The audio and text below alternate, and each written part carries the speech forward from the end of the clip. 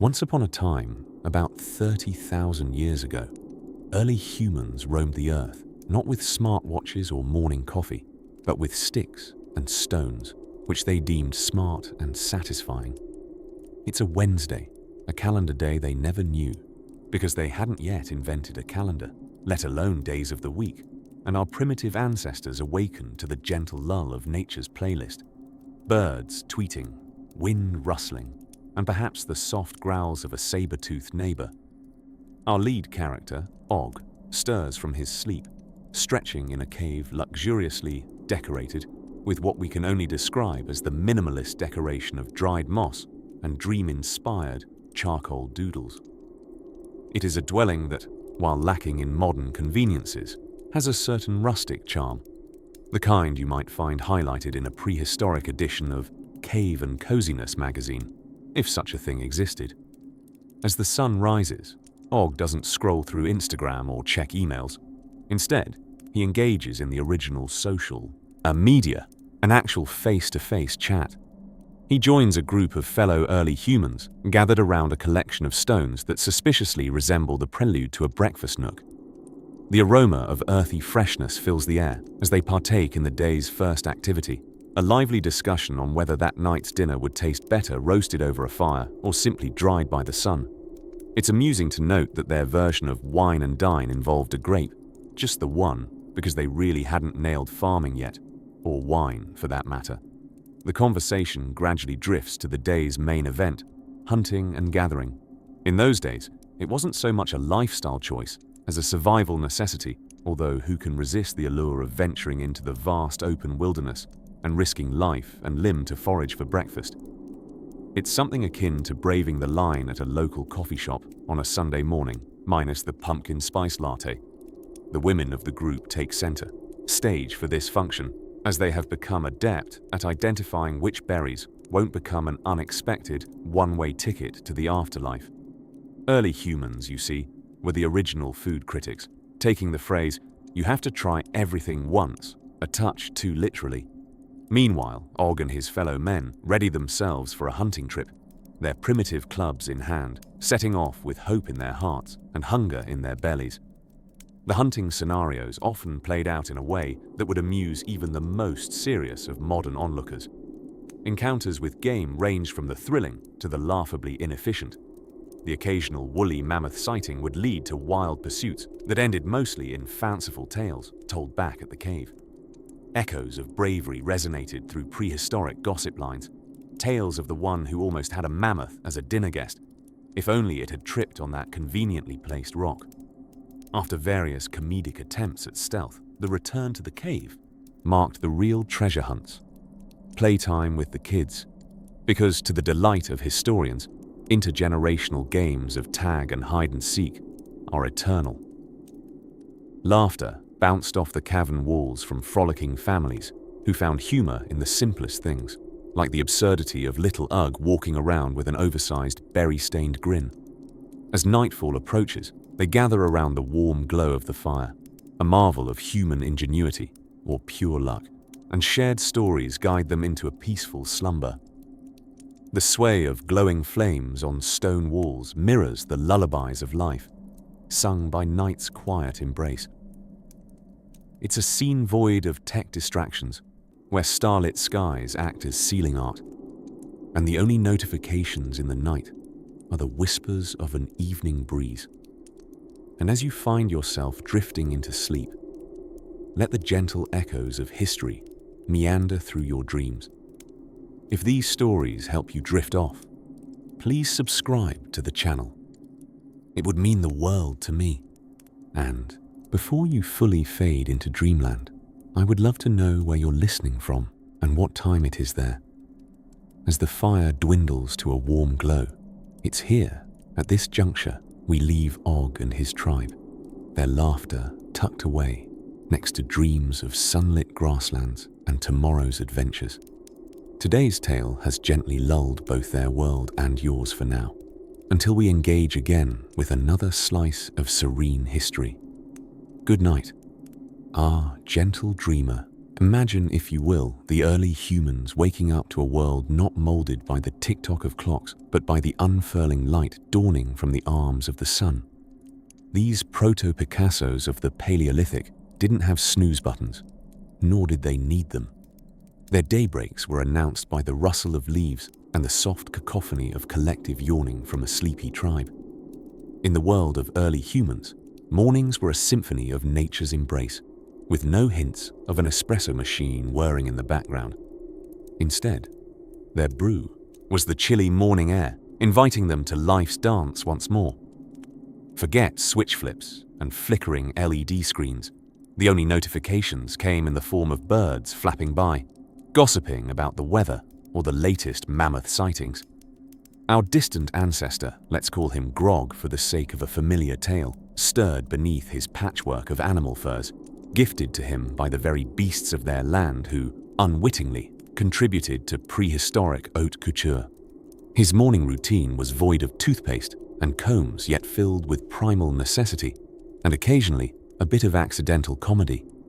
You see, Grog's version of a to-do list was etched not onto paper, but drawn across the canvas of the day. These tasks varied from the noble endeavor of hunting to the less majestic but crucial act of not tripping over a stubborn root. Whenever Grog's day took him somewhere beyond usual, you could bet the roots were conspiring to play their ancient game of ankle trap, and often Eng succeeded. But while modern humans might dread the morning commute, Grog's journey was through nature's very own boardwalk.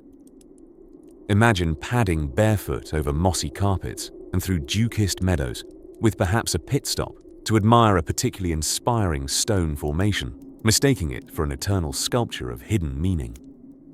Ah, he'd grunt thoughtfully, convinced he had gazed into the heart of stone art, though some of the more cynical anthropologists might suggest it was the site for the best berries.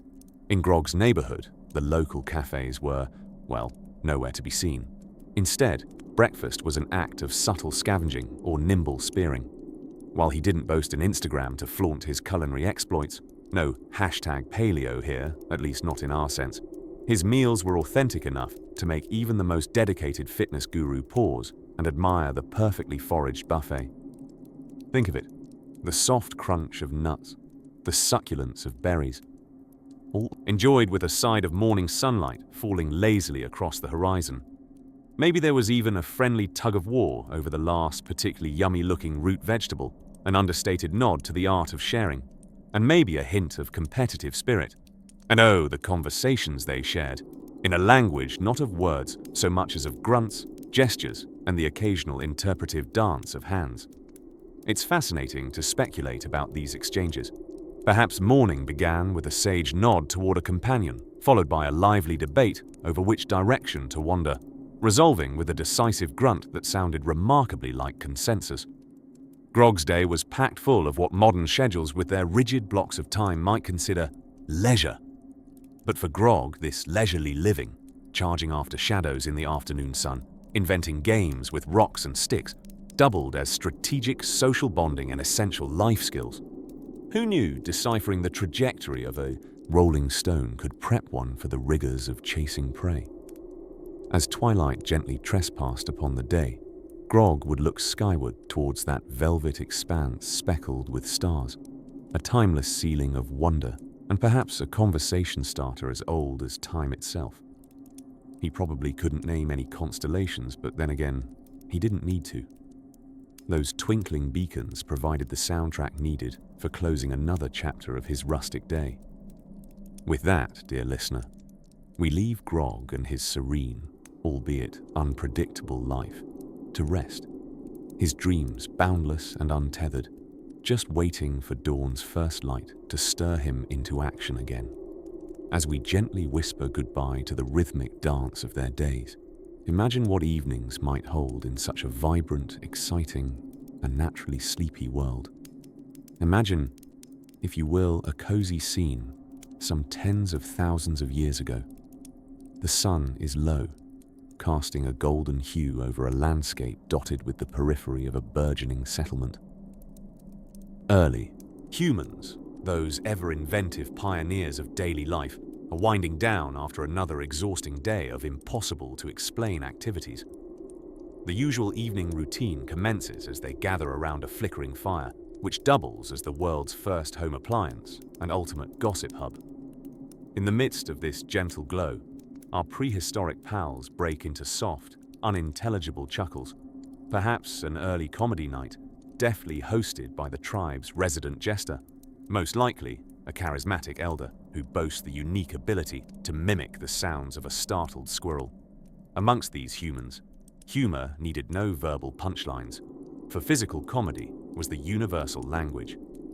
Tensions always loosened as the storyteller took command. The act never veered far from tales of daring mammoth chases gone awry, or attempted hunts where hunters found themselves outwitted by particularly clever prey. As mysterious dust particles turned golden in the firelight, curiously floating yet somehow never landing. Our ancestors might whisper a new understanding of the universe, or maybe they simply exchanged recipes for what scientists now cleverly describe as rock sauce, a delicious yet gritty blend of bruises and bleeding gums. Alighting from the stone benches that form this ancient amphitheater, someone begins the arduous task of playing music. It's either the melodious beats of sticks clashing against stones or bones rattling in a crude rhythm. According to archaeological bedtime legends, humans have an innate tendency to create music from absolutely anything or nothing. This evening ritual, complete with good-natured giggling, transformed into an impromptu night dance. A brave dancer steps into the rhythmic chaos, performing what one might imagine was the prehistoric precursor to modern-day hip-hop.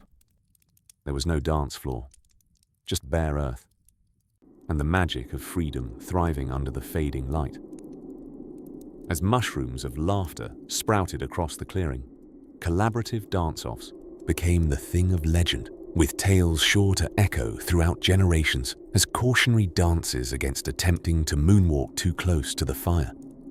Just as the sun, the cosmic poet, paints the sky in richer hues of orange, our early humans gather their belongings, which mostly include an assortment of curious rocks of indeterminate use, and begin to nestle in for the night. Gone are the sounds of timber and bone clanking together as they retire reluctantly to their makeshift beds, which were ostensibly invented by those who suffered from a particularly persistent form of backache. Nestled in softly illuminated shadows, some drift off pondering ancient mysteries, not dissimilar to us lounging in our modern beds, contemplating the enigma of missing socks, or wondering which Netflix show to adopt next. And just as today's daydreamers let imagination roam in the twilight before sleep, our prehistoric friends are lulled into slumber with questions like, can you eat berries while upside down on a tree? Or, if a mammoth charges through the forest and no one is there to hear it, will Susan finally return my stone screwdriver? Ah, these timeless musings. Relaxed, comfortable, we turn the page of history in our minds. Dreamy flickers meld with the flickering fires as the gentle thoughts pave the way to dreams, feelings waywardly reliable yet fleeting. With imaginations half awake and eyelids fluttering like butterfly wings in the twilight's embrace, they slip into slumber's gentle arms, where dreams of slightly exaggerated mammoth escapades await. And as you, dear reader, shroud yourself in sleepy contemplation, let this night roll gently into the next, where we'll continue unraveling the tapestry of these bewilderingly brilliant ancestors and their unrivaled talent for turning the ordinary into the extraordinary, a playful secret echoing timelessly through the chambers of history. Imagine with me, if you will, a time long before the hustle and bustle of emails and traffic jams, a time when the most urgent message you could receive was delivered in the form of a grue-loving saber-toothed tiger eyeing you as its next snack. Welcome to the serene chaos of early human life, where keeping busy was not just a matter of productivity, but survival.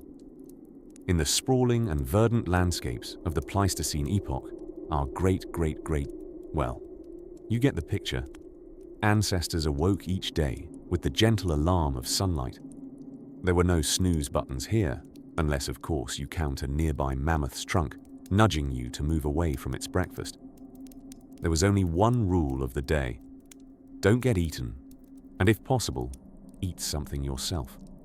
The palette of an early human's daily activities was a fascinating mosaic.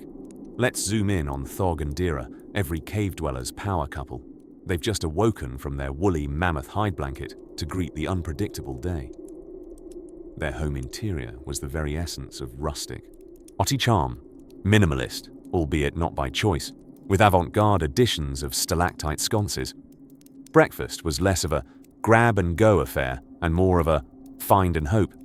Nuts, berries, or a forgotten piece of last night's giant sloth jerky were on offer, with a side of anticipation about what culinary delight or disappointment awaited them that day. Eating was not just a matter of flavor, it was a necessary preparation for the countless steps on their ancient pedometer. The phrase, team-building exercise, takes on a literal meaning for Thog and Dira. Gathering food was not only about securing sustenance for the family, but also the prehistoric equivalent of a CrossFit challenge, much more grueling without lycra and protein shakes, mind you. The perils: avoiding becoming the prey themselves and not getting lost on the return trip to the homely boulder. Mid-morning was craft time. Spears, nets, and fashionable flint jewelry were crucial accessories in any stylish primordial wardrobe. Dira was quite the trendsetter with her artful cave etchings, the Stone Age sartorial blog of sorts, leaving lasting posts on cavern walls. This was before sharing meant anything more than splitting a found tuber with family. Thog, quite the visionary, was the community's emergent artist with his inventive rock canvases that depicted thrilling tales of bison chases. One might even say he was the director of early cinema, if you replaced celluloid with limestone. Thog's artistry was more than mere illustration. It was a tactical strategy meeting a folktale. After all, nothing screams strategy meeting like deftly communicating the perils of cliff diving without a safety net or planning a hunting expedition. At high noon, our ancestors took part in what we generously call an early form of social networking. Tribes might gather to trade stories, skills, and occasionally someone's extra hyena pelt for a beautifully napped arrowhead. Conversations were sprinkled with the gentle mockery of the latest adolescent who tried and failed to outtalk an elder. Afternoon activities sagged into a lull, with the heat prompting a siesta, not that different from today's post-lunch yearning for a nap. It was in these midday hours that the inventiveness of human storytelling began to brew, as shadows stretched and imaginations flew, sharing tales of thunderstorms and spirits painted across the vast sky, making bedtime stories both profound and beautifully calming. As the sun dipped, it crafted a theatrical display remarking the close of each journey, a cue for all to gather around a cozy fire, pulsating like a heart of warmth in the chilling night. Here, the universe expanded with stars and myths, paired intimately with the crackling of wooden logs and the distant owl's lullaby, a serenade inviting all to drift into dreams. And as the embers whispered their final goodnight, Thog and Dira curled up under the gaze of ancient constellations where each twinkling dot was a gentle reminder that even the smallest moments of the day still hold giant meanings. The night listened as if to say, "Rest now," cosseting the illustrious adventurers in a blanket of celestial silence. Now, dear wanderer in your own cozy nook, let these gentle histories enfold you as the sands of time whisper softly, guiding you to the next dream of ancient wonders to come. Imagine, if you will, a day in the life of an early human, a humble Homo habilis, going about their prehistoric business on a rather pivotal Tuesday, approximately 2.5 million years ago. They wake up not to the sound of an alarm clock, but to the gentle chorus of distant predators scheming their morning ambush. Not quite as soothing as birdsong, but effective nonetheless. Our early human, let's call them Grok, begins the day by checking the cave wall, not for likes or weather updates, but for messages left by their tribe. Mostly crude drawings of someone pointing toward breakfast or alerting to the presence of a particularly cheeky, saber-toothed tiger. These early messages lacked the wit of modern emoji, but what they lacked in flair, they made up for in potential grave warnings, helping Grok prioritize his to-do list wisely. avoid giant-toothed kittens.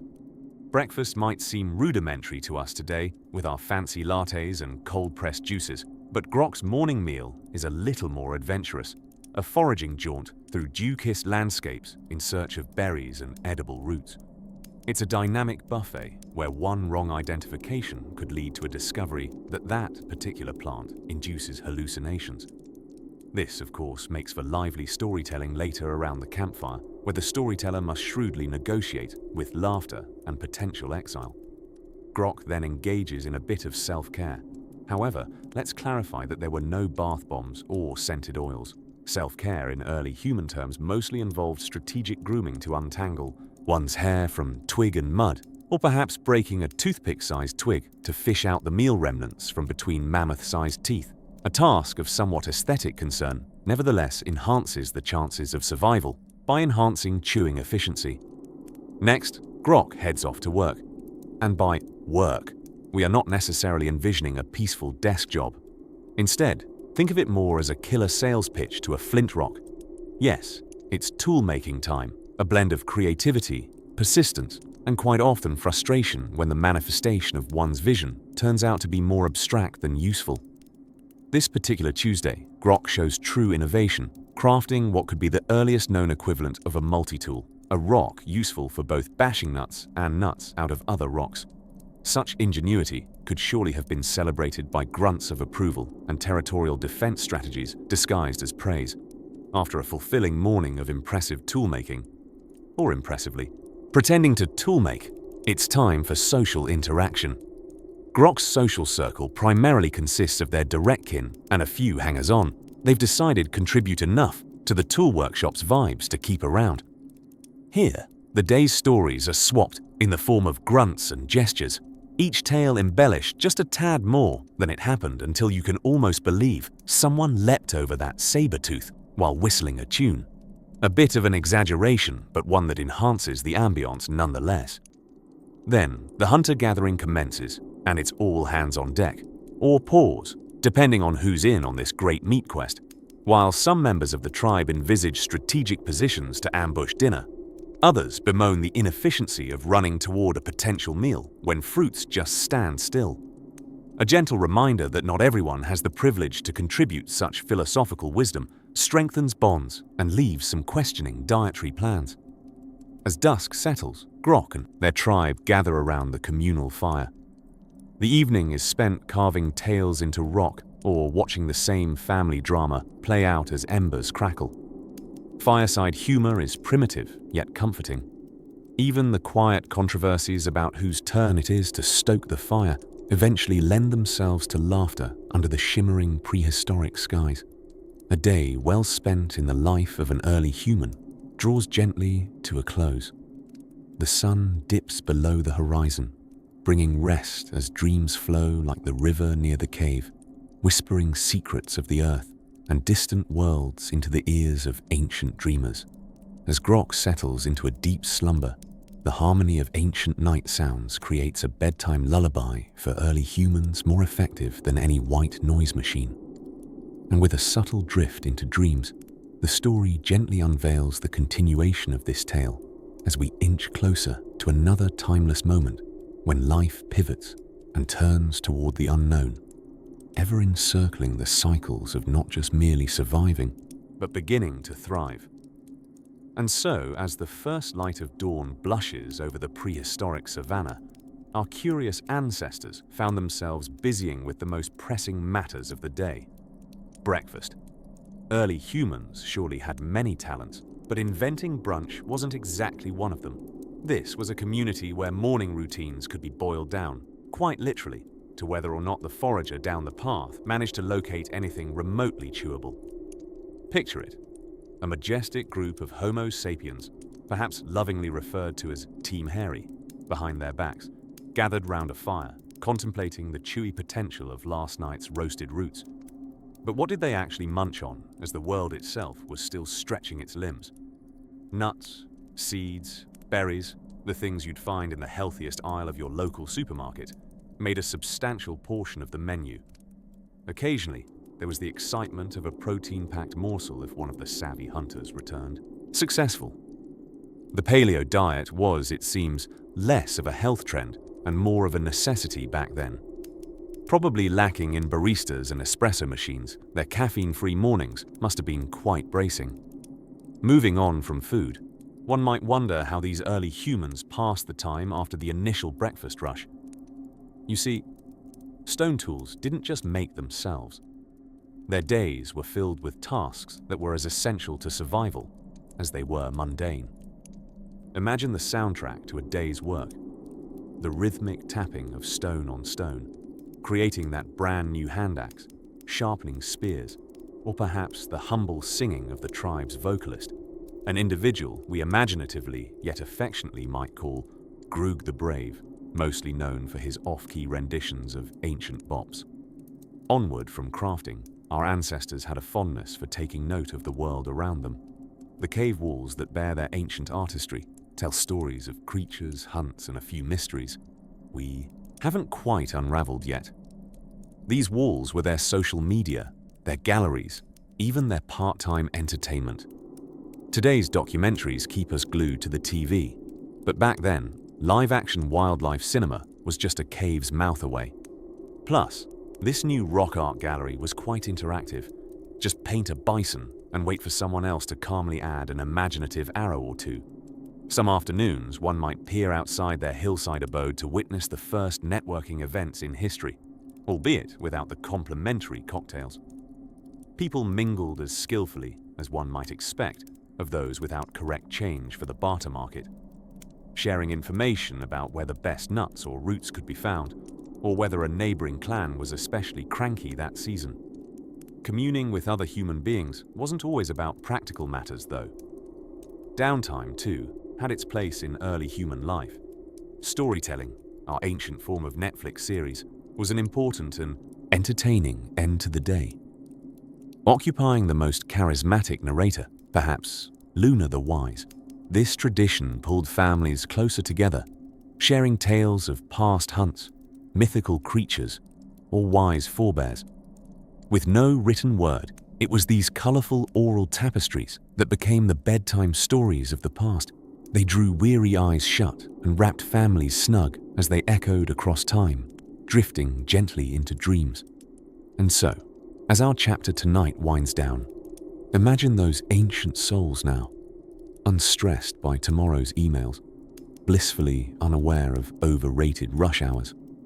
Resting fireside, they close their eyes, lulled by the crackling wood and storytelling. A peaceful scene indeed, echoing the soft promise of another dawn, another day of collecting, crafting, and connecting. As for tomorrow, well, that's a tale for another night, dear dreamer, an evening to unravel the laughter in the air that stretched beyond mere survival as the first rays of dawn danced lazily over the Neolithic horizon. Early humans stretched and yawned in their snug little caves, contemplating another day of rustic pursuits.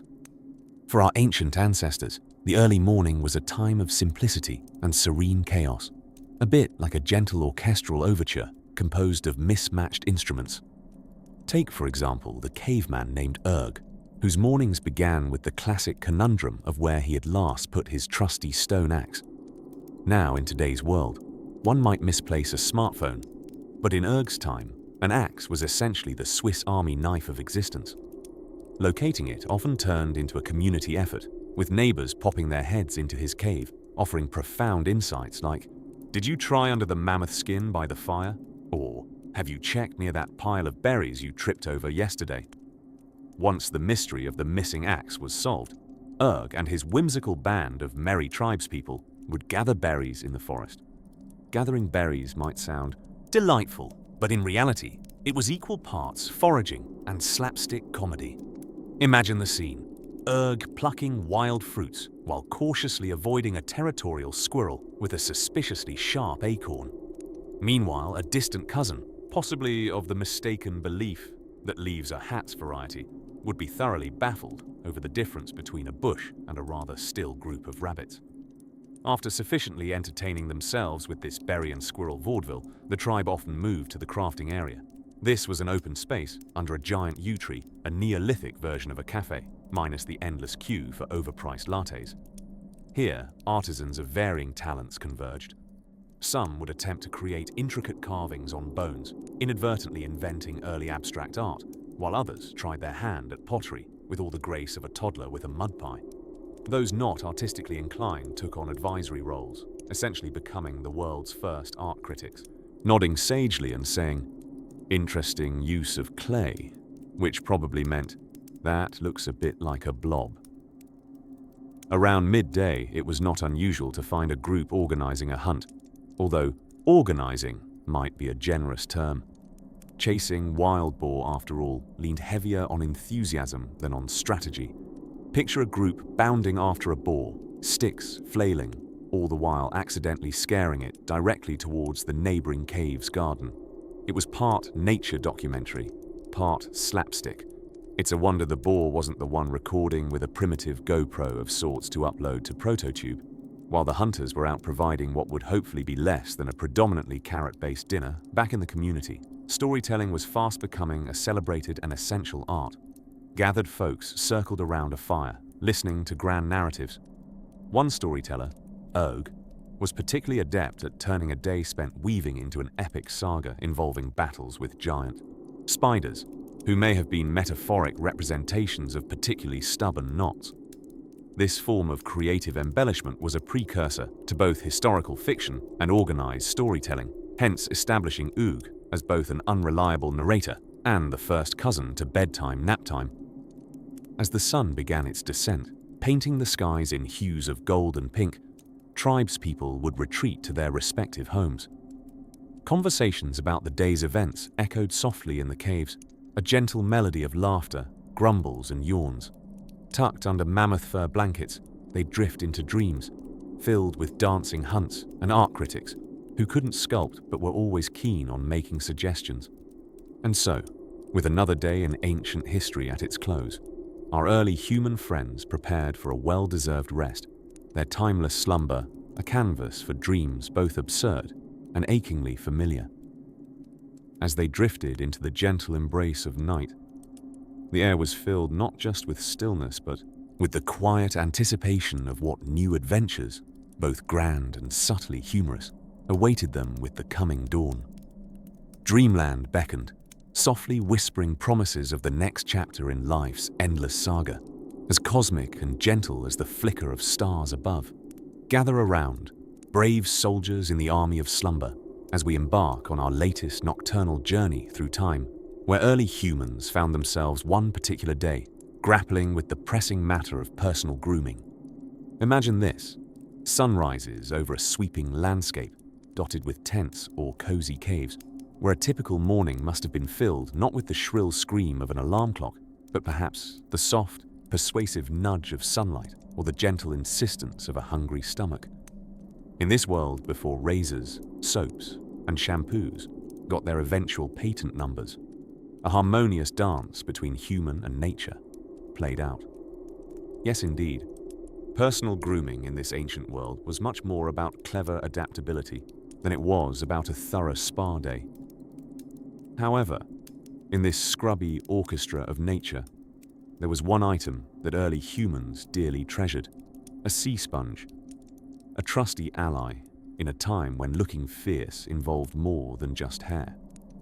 These natural wonders were sourced from depths of bodies of water nearby, likely collected by the more aquatically brave members of the tribe, who occasionally found themselves debating if diving for sponges was a wise career choice when the occasional leech made its appearance. Hair, unruly and inexplicable on good days, was the crowning glory in these times. Without the convenience of a barber with multiple wall-mounted mirrors or even a well-angled selfie, early humans resorted to flintstones as hair-trimming tools. This cautiously controlled chaos involved chipping away and hoping for the best, while the tribe's agony aunts looked on, offering plenty of unsolicited advice amidst the hair-clipping calamity. Yet the real revolution in grooming might just have been, drumroll please, the bone comb. Ah, the bone comb, a tool as elegant as it was utilitarian and a great use for leftover animal bones. Animals, after all, provided more than sustenance. A bovine femur could easily double as the must-have tongue scraper of its era. This prehistoric personal care ethos is as clear as the morning dew: reuse, renew, recycle, even if it sometimes stinks to high heaven. Speaking of sense, don't be fooled into thinking our predecessors were oblivious to the sweet-smelling delights of the natural world. No, dear time-traveling companion. They delighted in aromatic herbs, meandering meadows of lavender, mint, and who knows, possibly accident-prone dandelions. Smearing these flora over one's skin added a subtle, if slightly gritty aroma that set them in a class above the rest. An alluring natural fragrance was not just for the wandering bees, it seemed. Painstakingly, someone, I'd like to think of this charmer as a courageous and perhaps slightly bored alchemist in the making, discovered the wonders of grinding ochre mixed with animal fats as primitive yet vibrant makeup. Whether this was for attraction or intimidation remains a tantalizing mystery, though table gossip at dinner, huddled around the fire chewing roots and roasted meat, surely centered on the vividness of the day's chosen hues. Oh, and dental hygiene, you query? Surprisingly innovative. Abrasive materials like rough palm leaves were early prototypes of the modern toothbrush. They must have left our humanoid ancestors dreaming of a future where toothpaste did not taste like one's menu from the previous day. Thus, beneath the ancient stars, imagine our early ancestors, hair a little singed, skin a bit perfumed, teeth perhaps whimsically herb-tinged, and all of it coated in the warm blessing of dust from a long day's labor. A living tribute to a tradition as alive today as it was thousands of years ago, making do with what you have and charming others along the way. As our day draws to a close amidst these patient wanderers of time, let us lean back upon this collective pillow of human history and let the sea sponge be our lullaby, soft, natural, and humbly efficient. The night invites deeper dreams and, in our warmth, gently hints at tomorrow's story of survival and connection as we glide effortlessly under the silver sheen of a faraway moon. As we circle the quiet hearth of history tonight, let us pause to consider what might just be civilization's greatest underdog success story: the art of prehistoric gossip. That's right. Long before reality TV or the relentless scroll of social media, early humans were perfecting their own cozy little network of snugly tethered secrets and campfire chatter. In those ancient communities where the most dramatic event might involve a particularly thrilling mammoth migration or an unexpectedly colorful sunset, gossip was the rhythm that kept them all in sync.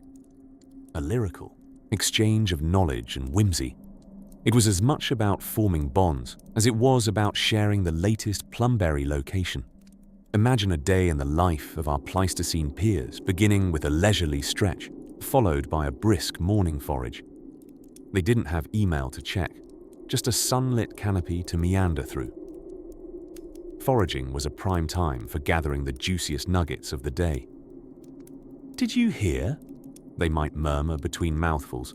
"Og managed to use that new tool without cutting anything off." Life was simple, and stories, woven together with strands of snickers and surprises, provided a comforting familiarity. Gossip was the original unauthorized biography where reputations were carved not in stone, but in elusive, unspoken sentences. It was an incredibly effective means of social control, a sort of prehistoric quality assurance when clubs and flint were still hobbies, and competitive stone skipping was an unofficial sport. Now, let's take a hypothetical stroll to visit Ugg, our prehistoric reporter. Ugg's day revolves around two pressing matters: finding the largest strawberries and ensuring he's the first to hear the daily saga. "I heard from Thog's cousin's neighbor," he might whisper, "that the new family by the river are terrible spear throwers." This kind of announcement, comically trivial now, was essential then. It provided the necessary grist for the communal mill, keeping everyone abreast of who might be unreliable in a bear encounter.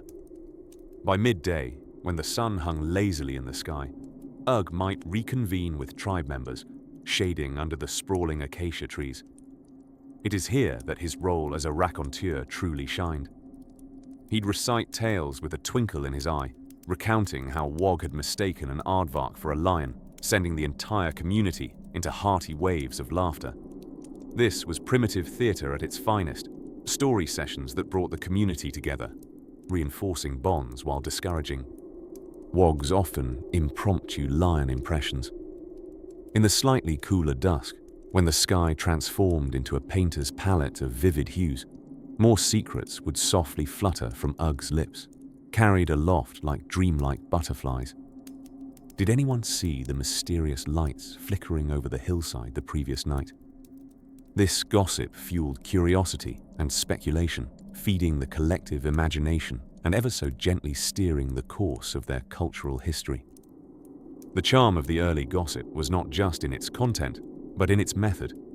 Messages were delivered with an artful grace, using gestures and expressions that conveyed shades of meaning, far more nuanced than any prehistoric mime show.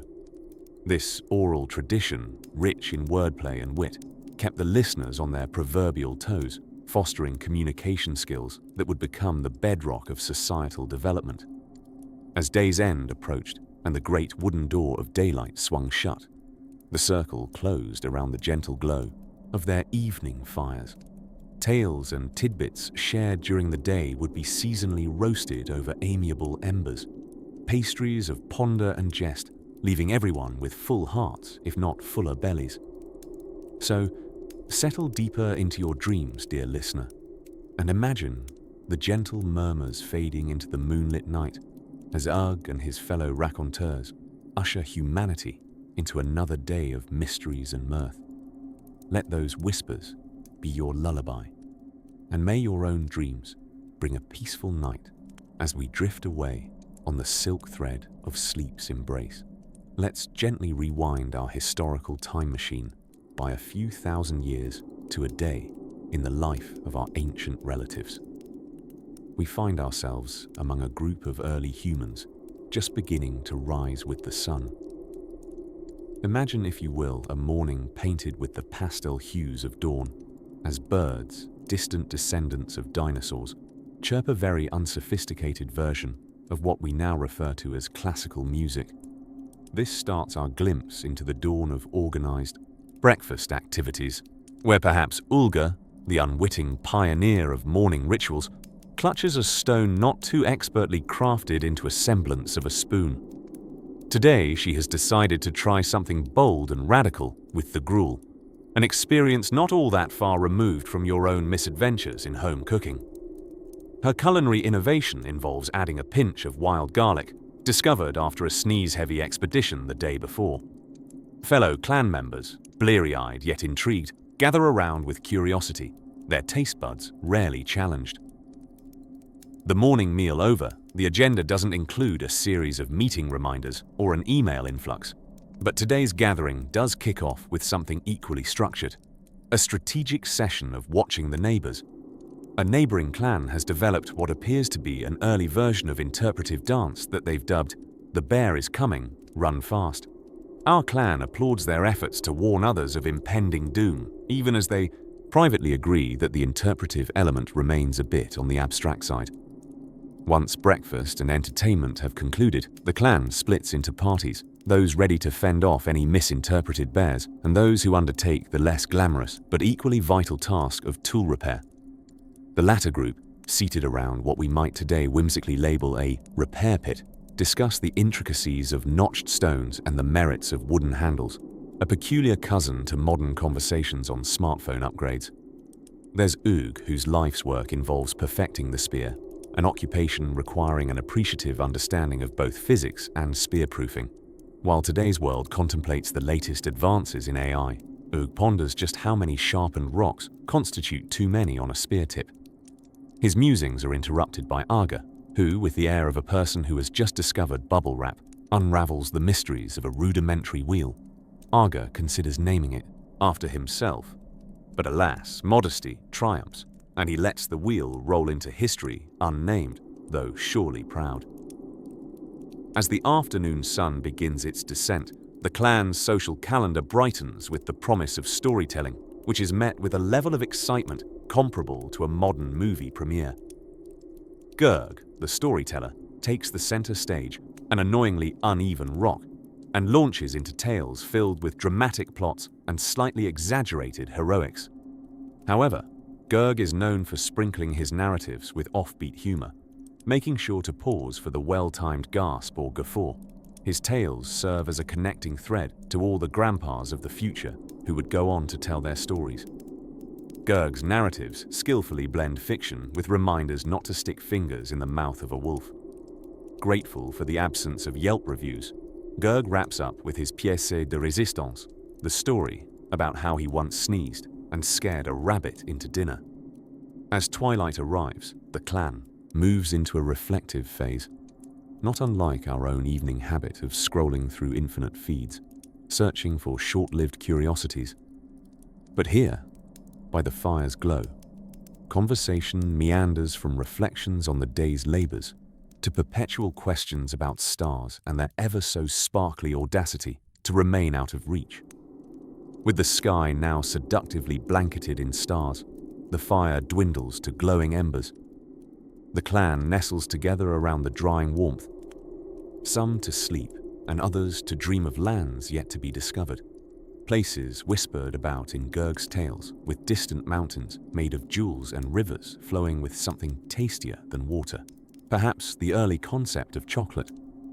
And thus, as our gentle exploration of their day ticks softly towards dreams, we prepare to glide into the subsequent chapter, a mystery wrapped snug and awaiting the unravel, with any tumultuous thoughts soothed by the assurance that tomorrow, like all the days before, will be another escapade into the findings and follies of life long ago.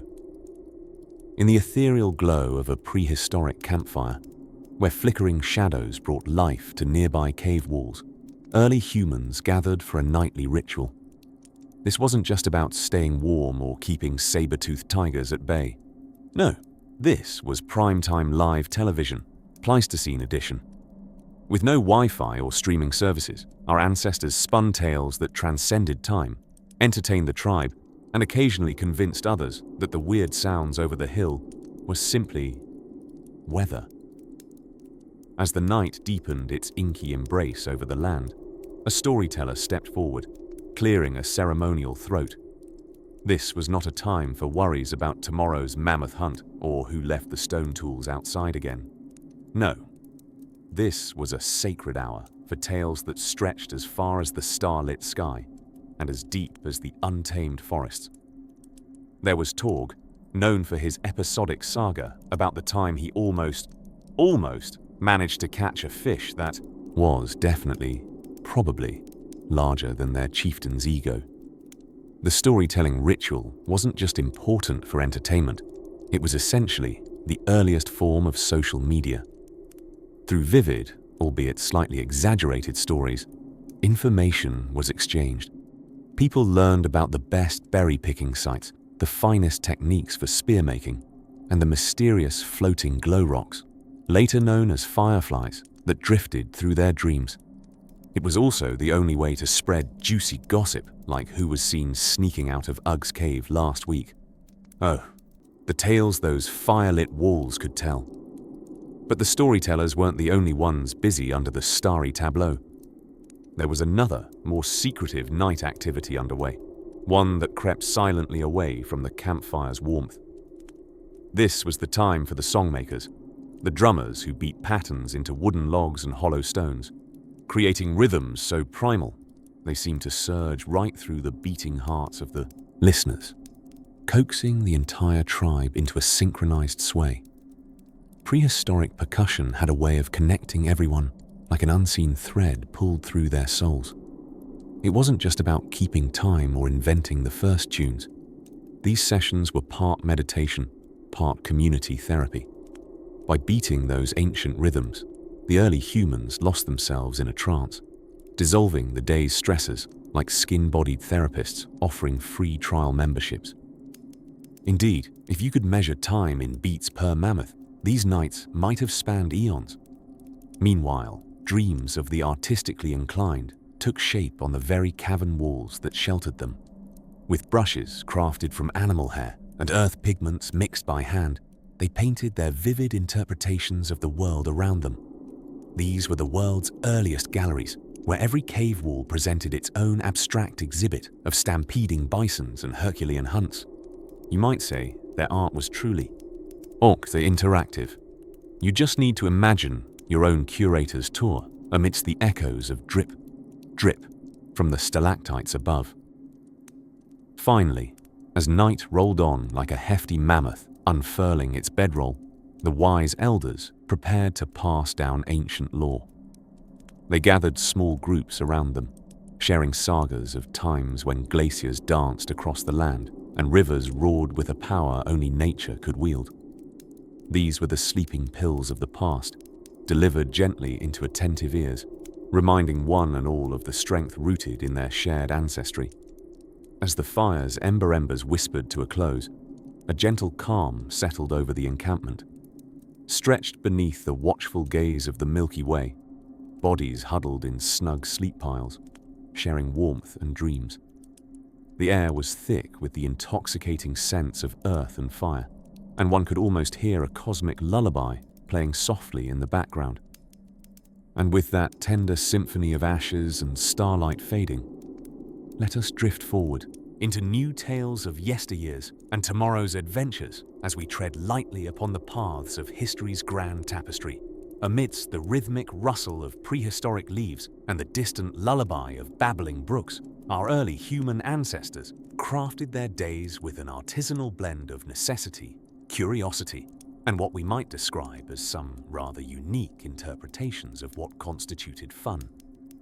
As we lace up our finely woven time-traveling sandals, let's wander into the bustling heart of daily life in a world that lacked TikTok dances but possessed an abundance of unscheduled surprises. Picture this: an early morning sun peeking over the horizon, nudging awake groggy tribespeople whose bedhead closely resembled the tangles of twigs and leaves in which they nestled.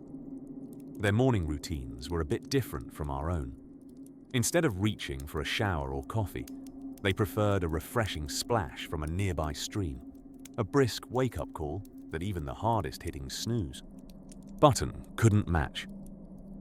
With hair possibly tamed by early morning dew, these first humans engaged in a tradition as timeless as awkward family reunions: breakfast. Today we contemplate avocado toast, but back then they furrowed their brows, trying to remember where they'd buried the backup stash of acorns. Ah, the joys of hide and seek, pre-agriculture style. Once they'd sated their stomachs with a delicious al fresco nibble, the true adventures began. You see, early humans were veritable masters of multitasking, though not the kind you might expect at a modern office. Their version involved a delightful blend of foraging, exploration, and a not insignificant amount of socializing, which in all honesty sounds a lot like a quirky CrossFit class hosted in the great outdoors.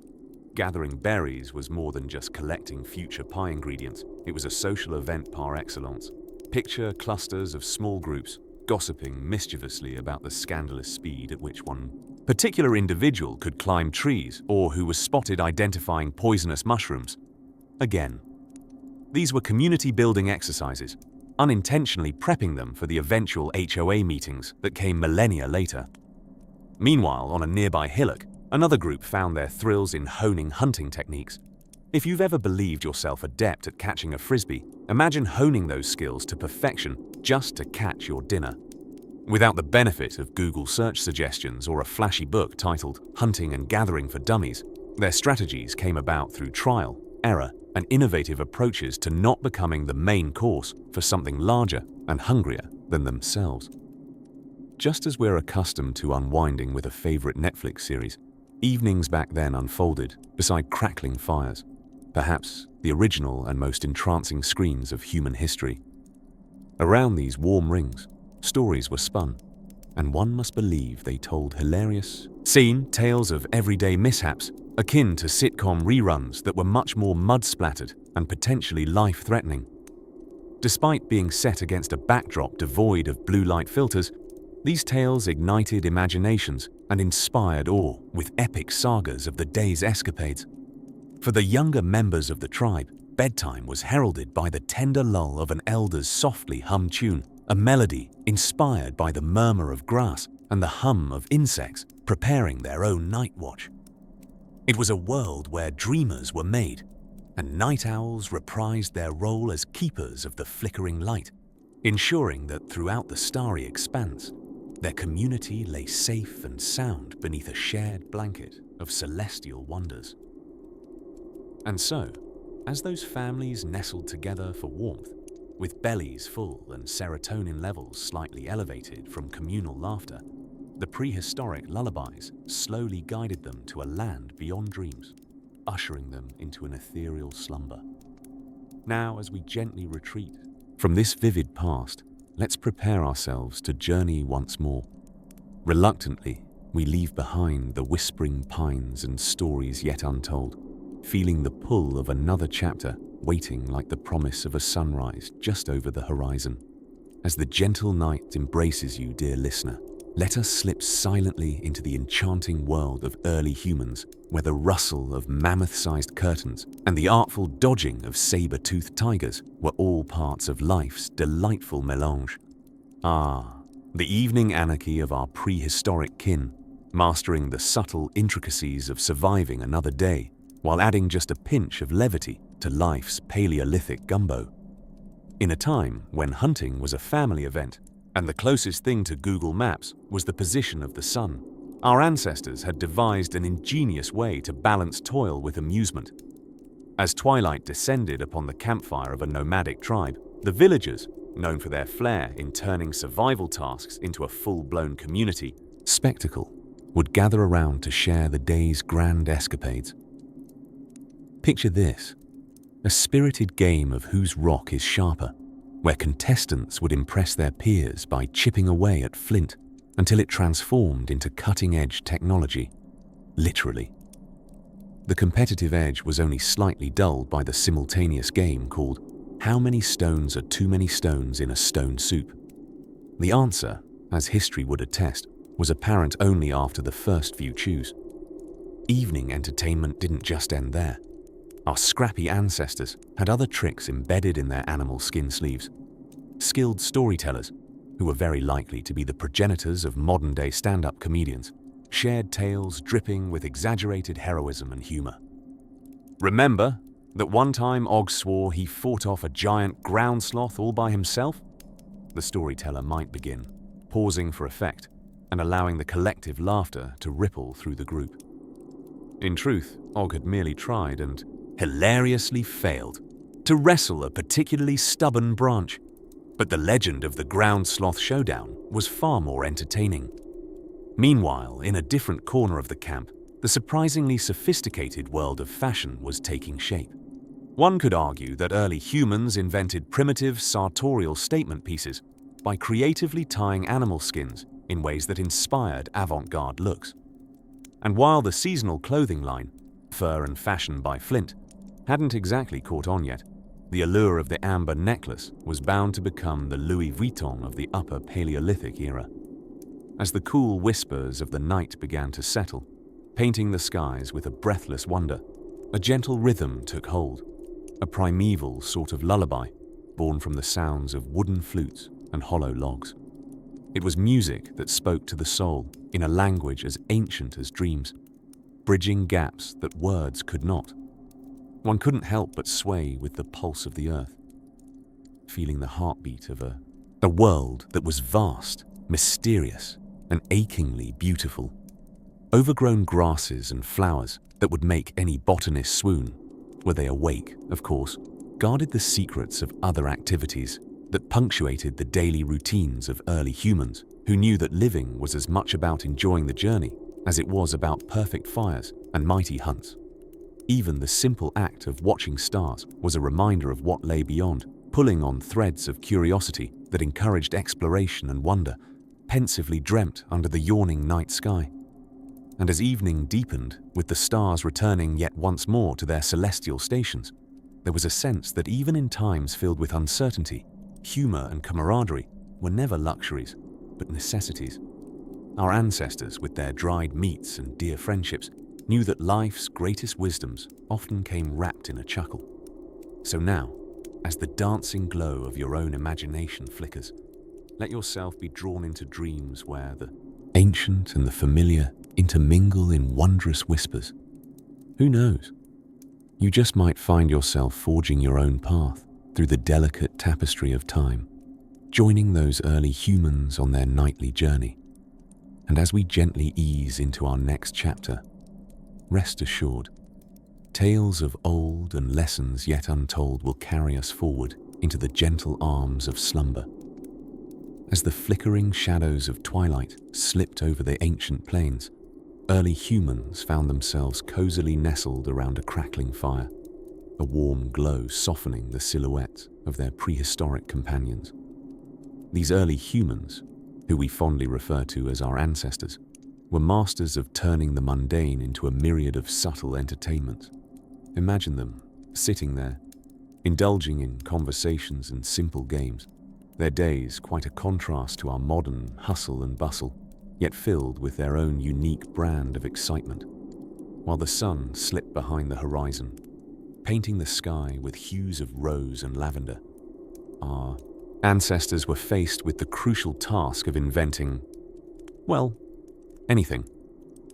You see, being amongst the first to redefine leisure meant getting creative, and thus they invented the whimsical pastime of Guess That Mammoth. The rules of this game were elegantly simple. Participants took turns acting out different kinds of mammoths, perhaps even throwing in some flair of a woolly rhinoceros for a humorous twist, while the others tried to guess which Ice Age celebrity was being portrayed. Points were given for creativity, and legends say that the winner often received the coveted prize of the largest portion of tonight's roast. But when they weren't engaging in these games that surely would make quite the splash on any reality TV show today, they turned to storytelling, an activity that has withstood the test of time. Picture the scene. The fire pit crackles gently, and the storyteller, with an air of mystery befitting a prehistoric bard, begins weaving tales of glorious mammoth hunts and daring escapes from saber-toothed cats. Beady eyes blinking in awe watched as shadows danced on the cave walls, bringing stories to life in a whimsical ballet of light and imagination. Now, it wasn't just all play and no work for our ancestors.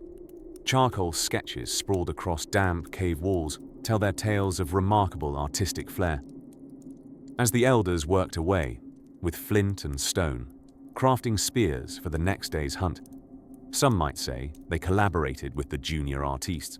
Together, they created murals that were part survival manual, part decorative splendor, a historic catalogue that, to this day, remains the closest thing we have to ancient Instagram. And let us not forget their scientific explorations under the early starlit sky. These early humans dabbled in archaeoastronomy, albeit rudimentary by modern standards. Picture them pointing to the vast canvas above, assigning each cluster of twinkling stars a story or semblance of an animal, which perhaps had little resemblance to any earthly creature. Not only did they fill the night with wonder, but they also laid the groundwork for every future astronomer who ever gazed up in awe. With bellies full from the evening meal, and heads buzzing with fantastic tales and images, our ancestors rendered another invention. Crickets, singing softly, became their lullaby orchestra. Slowly but surely, as their eyes grew heavier and whispers from armadillo-like armrests floated in the cool breeze, the warmth of slumber tugged each of them closer to the world of dreams. And so, as the earth beneath them gently cradled their tired forms, their minds drifted off to places unknown, perhaps even visiting worlds unimaginable, pondering what revolutionary inventions the dawn might bring. Fair listener, as your own mind drifts in and amongst dreams brought on by the gentle breeze of history's touch, let us wonder what tomorrow's early humans will dream of creating when first light kisses the land once more. As you drift further back into the soft embrace of history's blanket, imagine a time when the sun marked life's rhythm more insistent than any alarm clock. Without the modern-day allure of snooze buttons or caffeinated awakenings, early humans followed the day's light, their routine orchestrated by the celestial dance of the sun and moon. Now the whimsical world of leisure and labor unfolds in the lives of our ancestors as we turn our gaze to their daily doings. Picture an early morning where tribespeople awaken not to the tune of an electronic jingle, but to the chorus of chirping birds serenading from tree branches above. Stiff with sleep and dew-covered, our ancient forebears would stretch and yawn with the drama of someone auditioning for the leading role in a prehistoric opera. This scene is set somewhere north of the equator, because let's face it, early humans were just as fond of avoiding the harsh winter as we are on bleak January mornings. Their mornings were bustling, yet relatively drama-free, unless of course you counted the odd foot race with a saber-toothed cat, which unofficially counted as ancient cardio. Breaking the fast was a communal affair. Instead of hurried cereal or toast, breakfast was a radical social gathering centered around a stew of roots and grubs simmering over a fire that some brave soul had managed not to extinguish overnight. Curiously, in these early societies, the community around breakfast was strengthened not by who could speak the least before coffee, but by collaborative decisions like today's special, mammoth meatballs. After breakfast, the tribes scattered to their various crafts. Imagine the Flintstones as directed by a National Geographic documentary. It was quaint, if a bit rocky. Seriously, stone was as fashionable then as wool sweaters in autumn. Tools were the epitome of DIY prowess, crafted with patience and the occasional grunt of frustration. Stone knapping, for example, was the original artisanal craft, with each clack of flint tapping into the heartbeat of human ingenuity. If you think Etsy shops today can be peculiar, the early humans would have amazed you with their custom pebble holders or left-handed stone scrapers. Who knew ergonomics were a thing even back then? While some worked on tools, others turned their attention to artistic endeavors. Remember, cave paintings were the Instagram posts of the Pleistocene epoch. Each stroke of ochre or charcoal across the cavern walls was a distinct, echoing message. I was here. And also, perhaps, beware of the giant beast with frighteningly large tusks. By midday, with the sun casting a warm lull on the crickets and cicadas, it was time for a breather. Rest and storytelling wove through the noon air as seamlessly as the fibers of their rudimentary garments. The elders, whom we like to think had a grand monopoly over soothing storytelling, spun tales that boasted more plot twists than a modern-day thriller film, keeping everyone on the edge of their log seats. As afternoon shadows lengthened, the focus would drift to the hunt, a solemn necessity, and indeed the sporting event of its time. Elaborate strategies unfolded, involving more mind than might. This was survival with a flair for teamwork that would make a modern-day manager blush and take serious notes. Returning home victorious, albeit with sore feet and tales of near-death experiences that grew more dramatic with each retelling, the community would crack into a jolly affair. Mealtime at dusk transformed into a celebration, a testament to the social tapestry woven closely through trust and togetherness. The crackling firelight was their cinema screen, showcasing the human drive to craft stories and share laughter under a blanket of stars more vibrant than any city nightscape can boast. As the gentle brush of evening settles over your mind, let the feeling of these ancient rhythms cradle you into a snug slumber. There's a timelessness in their daily dances, a reminder of humanity's continuous thread. Now, as night tucks in on this chapter of whispered tales, let your thoughts linger on a trade more singular and ephemeral, the art of early music making and how the cradle of civilization found its tune. Ah, the life of an early human. Imagine waking up in the Paleolithic morning, surrounded by the invigorating scent of unwashed mammoth and the harmonious sound of distant saber-tooth roars. It's a time when alarm clocks were quite literally rock bells. If you needed a wake-up call, you relied on your neighbor to toss a small pebble at the entrance of your cave. Efficient, if not exactly snooze-friendly. Today, dear listener, we journey into the daily routine of Homo sapiens, an itinerary filled with more adventure and less Wi-Fi than your average modern Monday. So snuggle deeper into your blanket as we unravel another thread of ancient life no less fascinating for its lack of coffee shops, and smartphones. Picture an early human, let's call him Grook. Grook's day often started with a morning stretch that would put any yoga enthusiast to shame. We're talking full-body, limb-extending, vertebrae-popping contortions that might make you feel limber just hearing about them. This was less about achieving inner peace and more about ensuring he could outrun anything with teeth significantly sharper than the average flint tool. By the way, those teeth. They were as much a part of the morning routine as your daily vitamins. Each tooth was a reminder that dental hygiene hadn't yet evolved into a nightly ritual. No toothbrush, no minty, fresh toothpaste, just a lot of hoping that accidentally chewing on herbs might do the trick. As Grook ventured out, his chores blended seamlessly with survival, blurring lines between necessity and the occasional prehistoric procrastination. Gathering wasn't just an activity, it was an art form. Grook learned early on that edible roots could easily be mistaken for decidedly inedible ones. This early form of Russian roulette added a touch of drama to the task, transforming any gathering expedition into a game show named Eat or Retreat.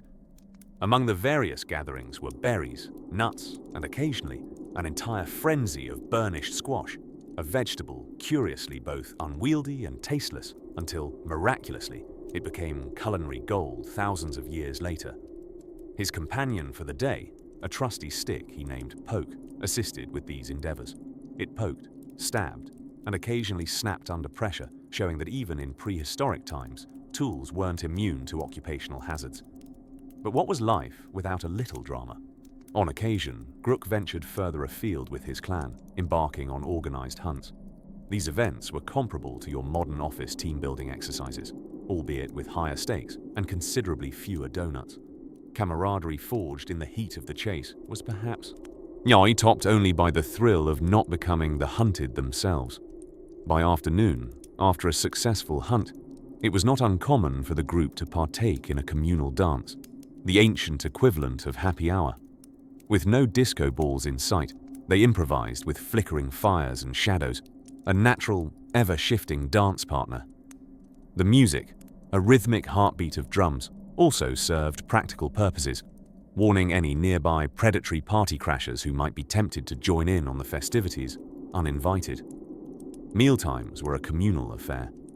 Each family shared their bounty, rough servings of root stew with a side of charbroiled meat that might be defined as earthy, much like the unevolved palate that savored it. Conversations were as sparse as the seasoning, but entrenched deeply in eye contact, gesticulations, and the very occasional grunt, signifying deep culinary appreciation or existential pondering. Your call. Gradually, as the sun set, chores and challenges took their toll.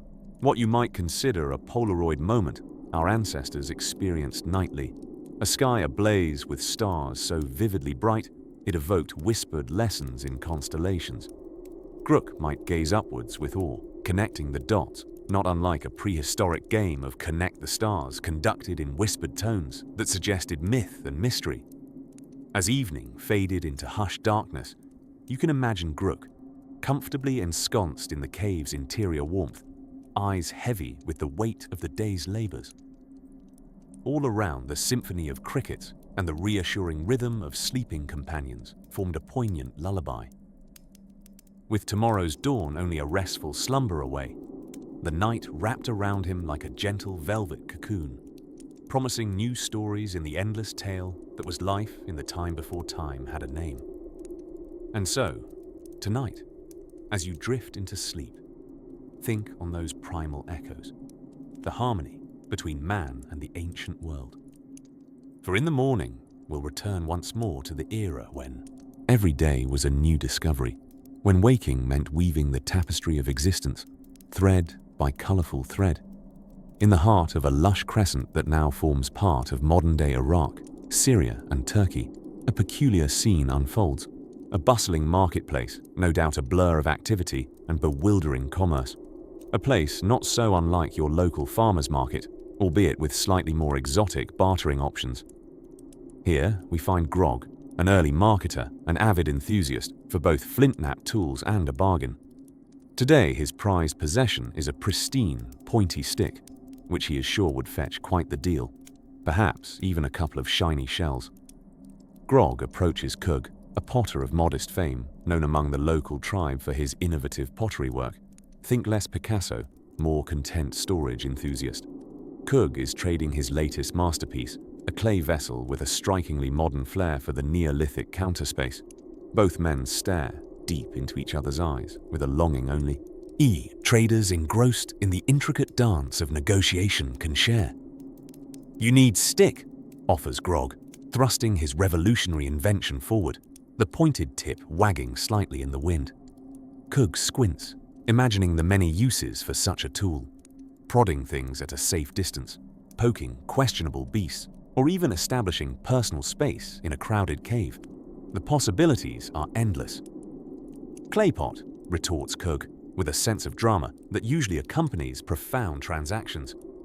History does not record every word of their exchange, but suffice it to say, a complex ballet of gestures, grunts, and exaggerated eyebrow movements ensues. At last, the deal is struck. Grog's stick is proudly traded for Kug's pot, making Grog the delighted owner of more primitive Tupperware for his foraged leftovers. Meanwhile, nearby stands Zara, a Neolithic fashionista, diligently weaving textiles. Her fingers fly expertly across fibers, spinning something stylish out of plant material that had the misfortune of crossing her path. Early humans were, after all, innovators of style, long before the runway. Zara yawns slightly, pondering if her designs will ever headline New York Fashion Week, at least once time travel is figured out. Her friend Oog watches skeptically. He's old-fashioned and quite convinced that humans have already peaked with animal hides. Animals had graciously invented coats, after all, saving humankind the hassle. Skepticism aside, Zara spots a nearby bison, thoughtfully awaiting her creative vision. But back to the barter. Over in the corner, Ugla, a musician, calms her enthusiastic drumming, not too dissimilar to how your neighbor might gently remind young percussionists to embrace the thrill of silence. Nearby, she spots a small crowd gathering, eager to trade anything for the fleeting joy of rhythm. She pulls from her satchel, an instrument perhaps best described as a particularly enthusiastic stick with some strings stretched across it. The sound it produces is hauntingly beautiful when played correctly, which is, fortunately, rare enough to preserve the mystery of its charm. Ugla knows its value. Sure, it might not be concertina box office material, but in the world before Spotify, this was gold. Tangro approaches, offering a mixture of dried nuts and berries, the perfect pre-agricultural power snack. A tit-for-tat exchange that suggests Tangro's dream of starting the world's first trail mix empire might just have legs, or at least exceptionally motivated hiking feet. As the sun begins to set, a warm glow overtakes the marketplace. Sounds soften, deals conclude, and laughter fills the air as people drift away in pairs or small groups, clutching their newly traded treasures. Grog admires his pot. Zara twirls in her new woven masterpiece, and Ugla plays her soothing tune as the stars make their nightly cameo. Should you listen closely, you'd swear you could hear the whispers of prehistoric echoes wish you a good night. And much like the day winding down in this ancient market of possibilities, our story too finds its own gentle pause.